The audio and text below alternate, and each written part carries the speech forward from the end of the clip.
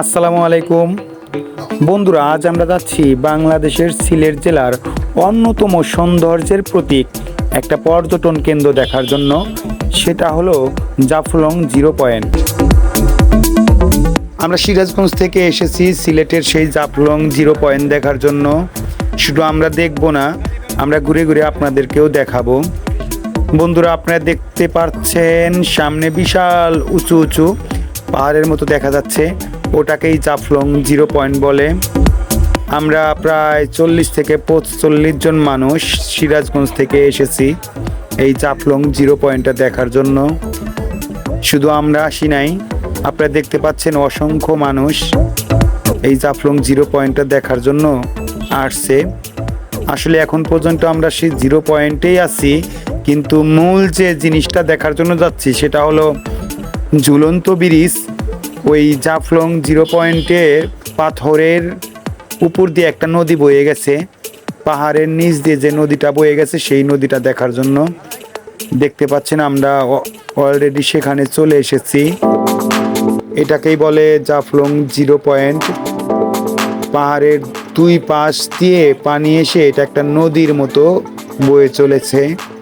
অসংখ্য মানুষ এই নদীতে গোসল করতেছে, হাজার হাজার মানুষ এসেছে এখানে। আপনারা দেখতে পাচ্ছেন এই যে নদীটা দেখতে পাচ্ছেন, এই নদীটা কিন্তু পুরাটাই বাংলাদেশের ভিতরে না। এই মানুষগুলা যে জায়গাটায় দাঁড়িয়ে আছে গোসল করতেছে এটুকুই বাংলাদেশের সীমানা। আর সামনে যে পাহাড়টা দেখতে পাচ্ছেন, বিশাল উঁচু মানের পাহাড়, একটা ঝুলন্ত ব্রিজের মতো দেখা যাচ্ছে, ওটা হলো ভারতের ভিতরে অবস্থিত। মোট কথা যে মানুষগুলা রয়েছে, মানুষগুলাকে দেখতে পাচ্ছেন, এই মানুষগুলা সবাই বাংলাদেশি। এরা সবাই বাংলাদেশ থেকে এই ঝুলন্ত ব্রিজ, এই পাহাড়টা দেখার জন্য আসছে। আর ওই পাশে যে পাহাড় পর্বত দেখতে পাচ্ছেন, ঝুলন্ত একটা ব্রিজ দেখা যাচ্ছে, ওটা হলো ভারতের মেঘালয় রাজ্য। ভারতের মেঘালয় রাজ্য বলে ওটাকে। আসলে এখানে যে একবার এসেছে সে বারবার এখানে আসতে চাইবে, কারণ এখানে আসার পর হাজার রকমের মানুষ দেখা যায়। সামনে যে উঁচু একটা পাহাড়ের মতো দেখতে পাচ্ছেন, ওটা হলো বিএসএফের একটা ক্যাম্প। ওখানে ভারতীয় বিএসএফ বাহিনী বন্দুক নিয়ে দাঁড়িয়ে আছে, যাতে কেউ এই সাইনবোর্ডটা পার না করে। এই যে দেখতে পাচ্ছেন এখানে সাইনবোর্ড দেওয়া আছে, সাইনবোর্ডের ওই পাশে যাওয়া একদম নিষেধ। দেখতে পাচ্ছেন লাল কিছু নৌকা রয়েছে, নৌকাগুলা কিন্তু ভারতীয়, ওগুলা ভারতের নৌকা। আর ওইটা হলো বিএসএফ এর ক্যাম্প। আর ছাতা নিয়ে যাচ্ছে, এটা হলো আমাদের বাংলাদেশি বিডিআর। এই সাইনবোর্ডের অন্য পাশে ভারত, আর এই পাশে আছি আমরা বাংলাদেশি। নৌকাগুলা মোট কথা ভাই ভারতীয়। যে পাহাড়গুলা রয়েছে, ওখানে যে মানুষগুলা রয়েছে, ওখানেই সব দেখার মতো যা কিছু আছে সবগুলা প্রায় ভারতের ভিতরেই।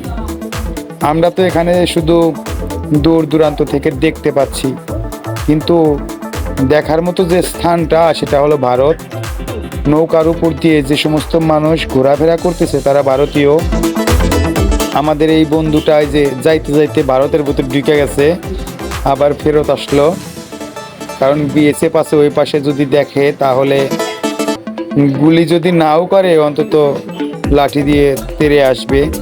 আমাদের এই ভাই একটা ছবি ওঠার জন্য ভারতের ভিতরে ঢুকে গেছিল, আবার সে ছবি ওঠার পরে চলে আসছে। আপনি তো ভারত আমার ঢুকে গেছিলেন ভাই? জি ভাই, ছিলাম।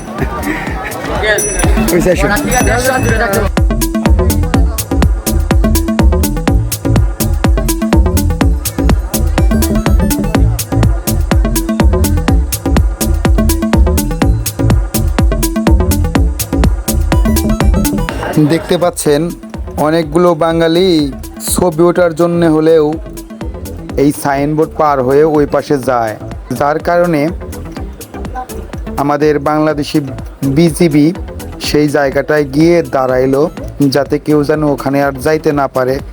কারণ বাংলাদেশি মানুষের আরও আসলে দোষ বেশি, ভারতীয় আলারা সবসময় খালি সুযোগ খোঁজে,